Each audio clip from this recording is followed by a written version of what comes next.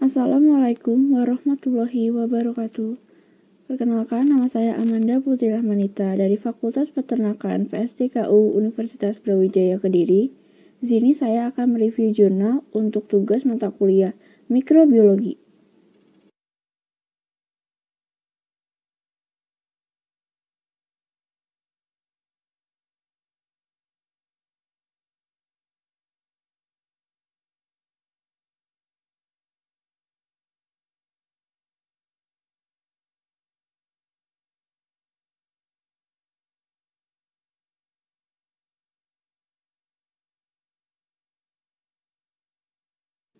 Di sini ada identitas jurnal, judul jurnalnya, interaksi antara mikrobiota, usus, dan sistem kekebalan tubuh manusia.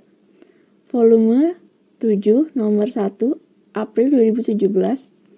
Penulisnya Fitri Elizabeth, B.R. Hasibuan, W.V. Jonathan Kolondam. Publikasi atau nama jurnalnya, Jurnal Ilmiah Sains.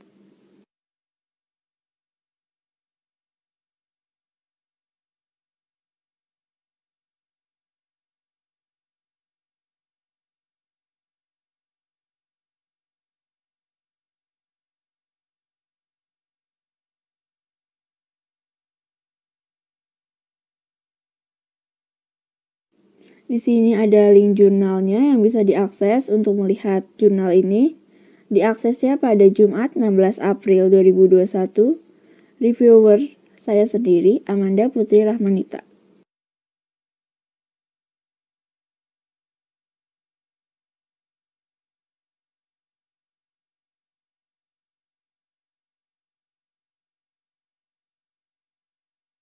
Satu, pendahuluan atau latar belakang.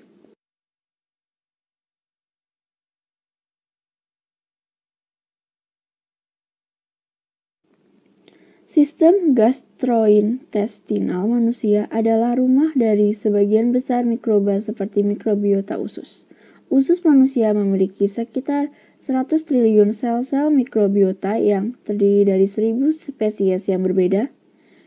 Mikrobiota merupakan suatu kumpulan yang kompleks dari bakteri, archaea, virus, dan jamur yang pada umumnya hidup di setiap bagian tubuh manusia seperti kulit, vagina, hidung, dan mulut. Mikrobioma berperan pada pengaturan proses biologis dan fisiologis tubuh. Adanya disfungsi sistem imun dan kesalahan regulasi inflamasi merupakan penyebab non-communicable disease and condition. Selain itu, gangguan pada mikrobioma dapat meningkatkan risiko infeksi. Dalam saluran gastrointestinal juga ditemukan sejumlah besar mikroorganisme yang dalam keadaan eubiosis mampu menjalankan berbagai fungsi penting yang bermuara pada menjaga kesehatan tubuh secara keseluruhan.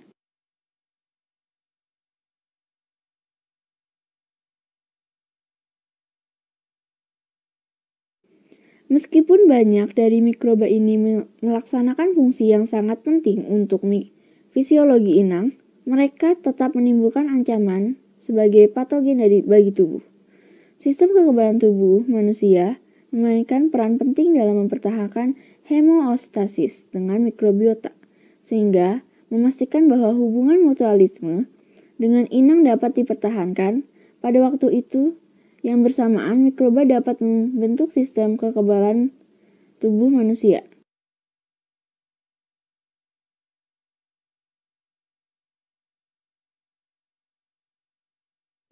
Jurnal ini memiliki tujuan membahas prinsip-prinsip yang mengatur hubungan interaksi antara mikrobiota, usus, dan sistem kekebalan tubuh inang, baik dalam kesehatan dan penyakit. Jurnal ini bukan jurnal penelitian, tapi lebih ke tinjauan pustaka.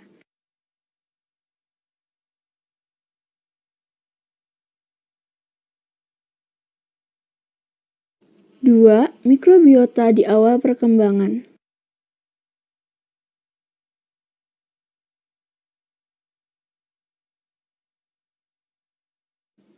Pencegahan NCDs dapat dilakukan dengan memperhatikan mikrobioma sejak awal kehidupan. Sistem gastrointestinal bayi akan memberikan lingkungan baru bagi kolonisasi mikroba. Mikrobiota bayi yang dilahirkan dengan persalinan normal memiliki kemiripan dengan mikrobiota di vagina ibunya pada 20 menit awal kehidupan.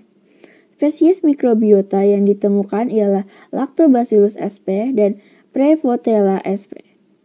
Terdapat perbedaan antara spesies mikrobiota bayi yang dilahirkan dengan persalinan normal dan operasi sesar.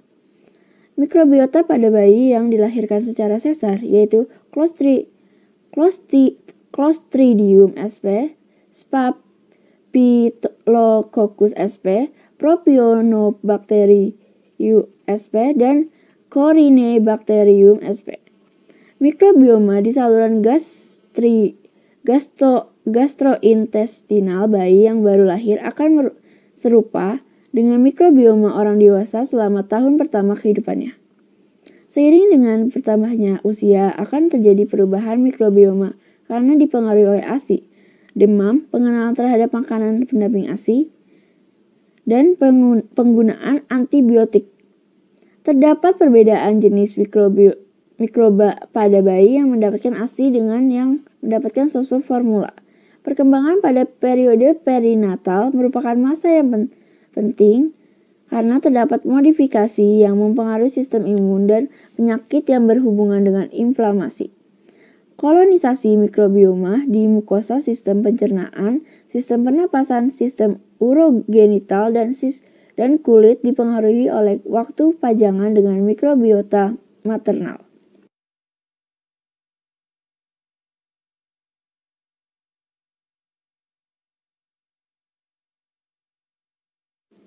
Di plasenta terdapat berbagai mikrobiota seperti Phennicutus, Tenericutus, Proteobacteria, Bacteroidetes, dan Fusobacteria pila. Mikrobiota tersebut sama dengan mikrobiota yang terdapat di mulut manusia.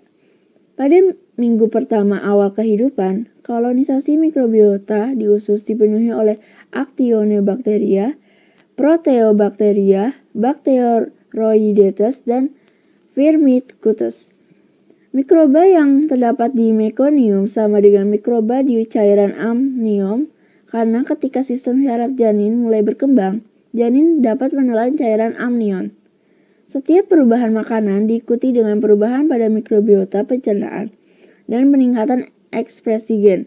Sebagai contoh, pada bayi yang mulai mengenal makanan dewasa, ekspresi gen mikrobioma terkait biosintesis vitamin dan pencernaan polisakarida meningkat. Dengan demikian, interaksi antara mikrobiota manusia dan lingkungan menjadi amat dinamis.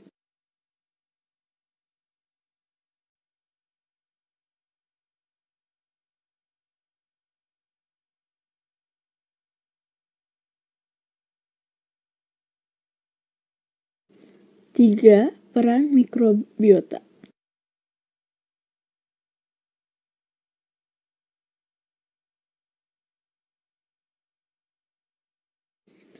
Bakteri yang hidup di dalam tubuh manusia merupakan koloni bakteri yang bermanfaat. Peran mikrobioma adalah membantu mencerna makanan, mengatur sistem imun, dan perlindungan terhadap bakteri patogen. Tanpa mikrobiota usus, tubuh manusia tidak akan mampu memanfaatkan beberapa karbohidrat yang belum tercerna untuk mengkonsumsi. Karena beberapa jenis mikrobiota usus memiliki enzim di mana sel-sel manusia tidak mampu untuk memecahnya, khususnya polisakarida. Bakteri mengubah karbohidrat dengan cara berfermentasi menjadi asam lemak rantai pendek disebut fermentasi sakarolitik. Produknya meliputi asam asetat, asam propionat, dan asam butirat.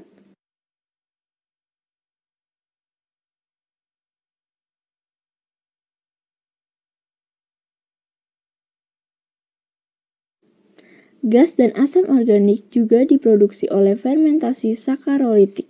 Asam asetat digunakan oleh otot, asam propionat membantu hati menghasilkan ATP, dan asam butirat memberi energi untuk sel usus dan dapat mencegah kanker. Mikrobiota juga mensintesis vitamin seperti biotin dan folat. dan membantu penyerapan unsur makanan termasuk magnesium, kalsium, dan zat besi. Bukti lain yang menunjukkan bahwa bakteri meningkatkan penyerapan dan penyimpanan lipid kemudian memfasilitasi tubuh untuk menyerap vitamin yang diperlukan seperti vitamin K. Disfungsi mikrobioma dapat menimbulkan penyakit seperti penyakit autoimun seperti diabetes, rheumatoid arthritis, distrofi otot, multiple sclerosis, dan fibromyalgia. Akibat perubahan tersebut adalah abnormalitas sistem imun sehingga akan menyerang zat dan jaringan yang pada keadaan normal terdapat di dalam tubuh.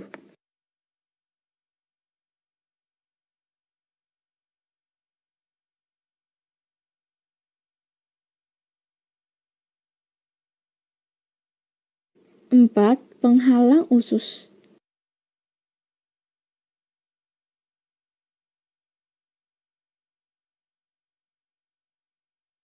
Interaksi spasial antara mikrobiota dan sistem kekebalan usus dapat dibagi menjadi 3 lapisan. Lapisan pertama menghadap ke lumen usus, terdiri terutama oleh lendir dan dapat dibagi menjadi 2 sublapisan.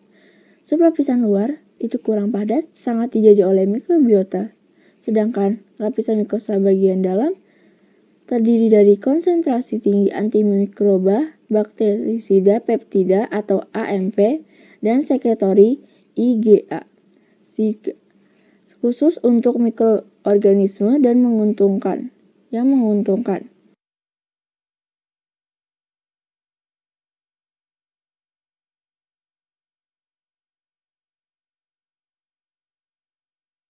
Lapisan kedua terdiri dari lapisan tunggal dari sel epitel usus IEC yang berhubungan dengan lamina propria LP di permukaan basolateral dan dengan lapisan mukosa pada permukaan apikal. IEC yang tersusun oleh beberapa jenis sel seperti sel-sel goblet yang menghasilkan musin atau membentuk lendir, enterosit serap, dan sel enteroendokrin, baik memproduksi kolesitokinin dan grelin atau yang mengatur nafsu makan. Sel Pannett, produsen terkemuka AMP, dan sel M yang terlibat dalam menangkap antigen untuk menyajikan mereka untuk sistem kekebalan tubuh. Sebuah jenis sel yang sangat penting hadir dalam lapisan IEC adalah sel M. Sel-sel ini bekerja secara langsung dengan sistem kekebalan tubuh, sampling antigen dari lumen dan membawa mereka dengan cara searah untuk antigen sel presentasi lokal di bawah epitel.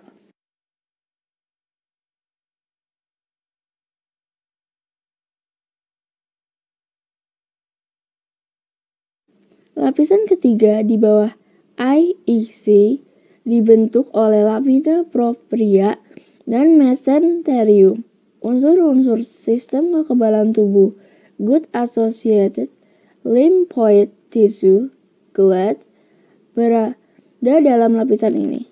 Di lamina propria, terisolasi lymphoid follicle dewasa, ILF, yang terbentuk dari pad creep prenatal dan pad pair PPS dapat ditemukan.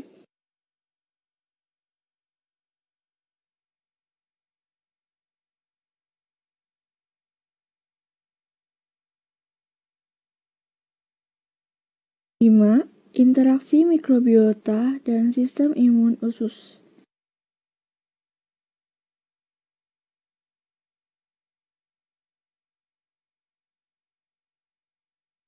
Interaksi fungsional antara mikrobiota dan sistem kekebalan usus dimulai dengan bakteri komensal yang mempromosikan lingkungan antiinflamasi. DC intolerogenik menghasilkan TGF-beta dan asam retinoat yang merangsang perkembangan sel-sel peraturan T. Dengan demikian, melalui sel-sel TRAC, makrofag, dan DC tolerogenik, Sistem kekebalan usus mampu membangun dan memelihara lingkungan antiinflamasi. Selain peran regulasi penting dari TGF-beta, sitokinin ini dikaitkan dengan zat epitel yang diturunkan lainnya seperti sel B, activating factor, dan proliferasi including ligand dalam rangka mendorong perkembangan hingga memproduksi sel. Ketika patogen enterik mengatasi bakteri komensal, ketidakseimbangan antara komensal dan bakteri patogen menyebabkan pembebasan yang signifikan dari MAMP.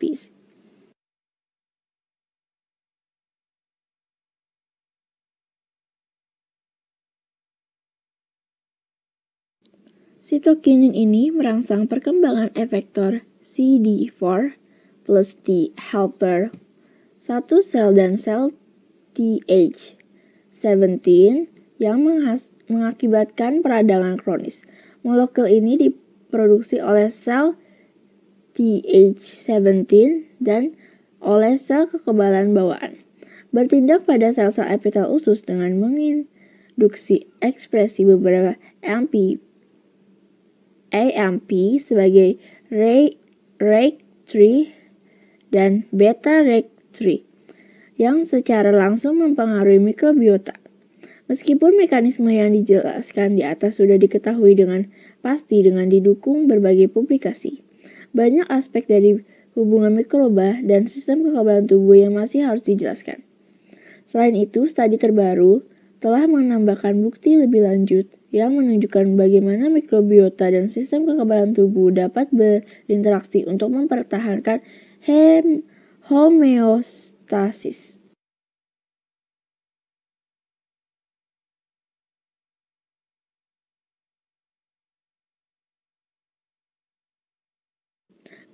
Bukti-bukti baru tentang mikrobiota usus dan sistem kekebalan.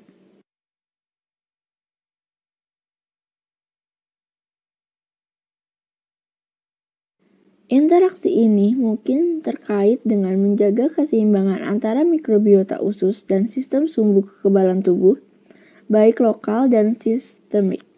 Dalam penelitian ini menafsirkan pentingnya hubungan usus buntu dengan jaringan limfoid di iga dalam mensekresi generasi sel dari tikus yang bebas bakteri dan tikus yang diserang bakteri usus buntu. Penelitian ini menemukan penurunan sel iga yang mensekresi di usus besar, serta penurunan tingkat iga di feses. Bersamaan dengan itu, terlihat penurunan yang signifikan dalam bentuk spesies bakteri feses pada tikus yang terkena usus buntu. Perbedaan dari jumlah sel sekresi iga dan koloni bakteri menghilang setelah 8 minggu penjajahan. Normalisasi pada sel sekresi iga di kolon berkolerasi dengan peningkatan dan pembesaran jaringan limfoid usus. Dengan demikian, hasil ini menunjukkan bahwa sel-sel sekresi iga terlibat dalam pemeliharaan homeostasis mikroba dalam usus besar dan berkontribusi untuk membentuk koloni mikroba normal.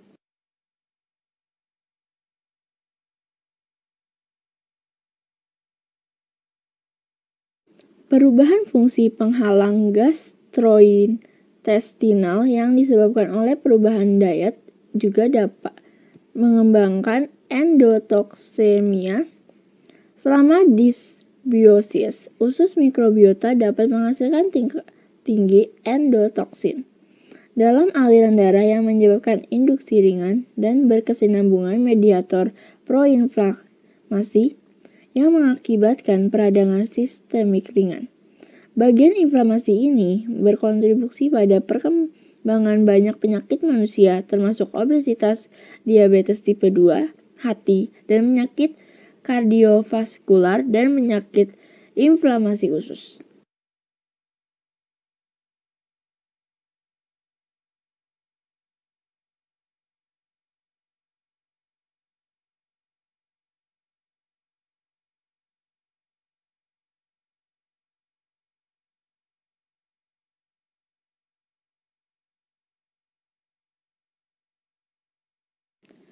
Thanks for your attention. Kurang lebihnya mohon maaf. Wassalamualaikum warahmatullahi wabarakatuh.